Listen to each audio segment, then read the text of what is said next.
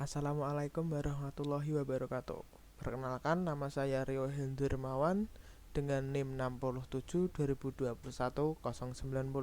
Saya di sini dari kelas TC 121H.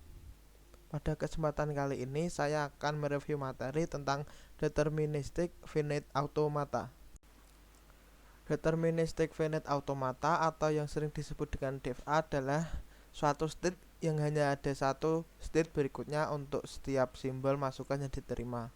Suatu DFA adalah sistem yang terdiri dari key tidak sama dengan himpunan kosong. Sigma adalah abjad atau himpunan simbol input atau masukan. Delta atau fungsi transisi. S sama dengan state awal atau initial state. F sama dengan himpunan state akhir atau final state. Contoh DFA. Dapat diketahui DFA terdiri dari sigma 0,1, Q sama dengan A, B, C, dan D, S sama dengan A, F sama dengan B dan C. Dapat kita lihat dari tabel fungsi transisi berikut. A diberi inputan 0 sama dengan B. A diberi inputan 1 sama dengan D. B diberi inputan 0 sama dengan C. B diberi inputan 1 sama dengan D. C diberi inputan 0 sama dengan D. C diberi inputan 1 sama dengan C. D diberi inputan 0 sama dengan A. Dan D diberi inputan 1 sama dengan B. Representasi DFA dengan state diagram. Suatu DFA juga DFA dapat disajikan secara grafikal dengan suatu diagram yang disebut state diagram. Dalam state diagram terdapat lingkaran simbol menyatakan state, label pada lingkaran adalah nama state tersebut, lingkaran didahului sebuah busur tanpa label menyatakan state awal atau initial state, lingkaran ganda menyatakan state akhir, busur atau penghubung simbol menyajikan abjad yang menyatakan transisi yaitu perpindahan stage. Berikut adalah contohnya. DFA terdiri dari sigma 0 dan 1, Q terdiri dari A, B, C, D, dan E, S terdiri dari A, F terdiri dari A dan D. Seperti contoh yang sebelumnya, A diberi inputan 0 sama dengan B, A diberi inputan 1 sama dengan C, B diberi inputan 0 sama dengan D, B diberi inputan 1 sama dengan E, C diberi inputan 0 sama dengan D, C diberi inputan 1 sama dengan C, D diberi inputan 0 sama dengan E, D diberi inputan 1 sama dengan B, E diberi inputan 0 sama dengan E, dan E diberi inputan 1 sama dengan E. Dapat dilihat dari gambar di bawah tersebut. Bagaimana DFA menerima bahasa?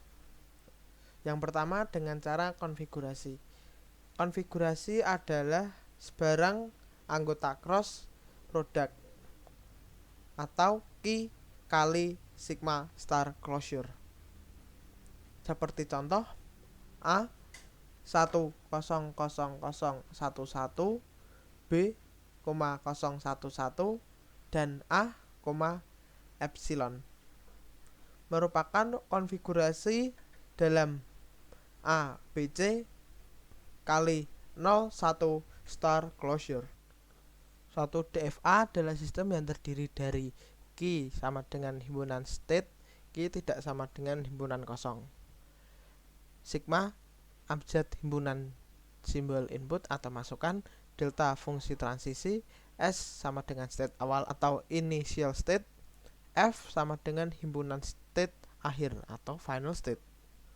Relasi inference pada Q kali sigma star closure merupakan relasi penurunan inference dapat dibaca menghasilkan Q1 dan Q2 adalah state dan S1 dan S2 merupakan input string yang akan dibaca. Q1, S1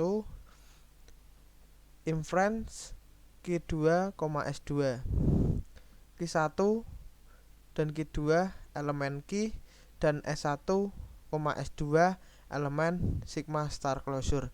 Jika ada A elemen sigma, sehingga S1 sama dengan AS2 dan delta Q1, A sama dengan Q2. Dikatakan Q1, S1 inference Q2 S2 dalam satu langkah. Contoh C10011 inference menjadi C0011.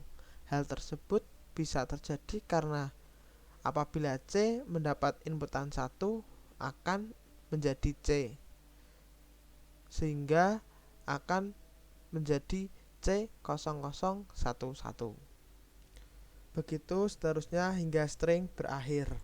Pada contoh kedua terdapat apakah B1001 akan menghasilkan D011.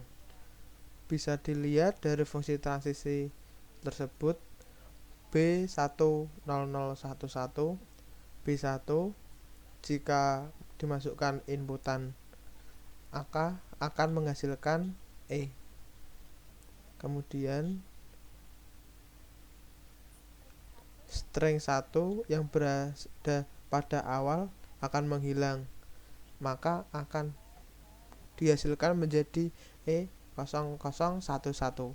Pada langkah kedua, E jika diberi inputan 0 akan menghasilkan D. Jadi pada proses ketiga akan menghasilkan D011. Jadi dapat disimpulkan B100011 inference D1011.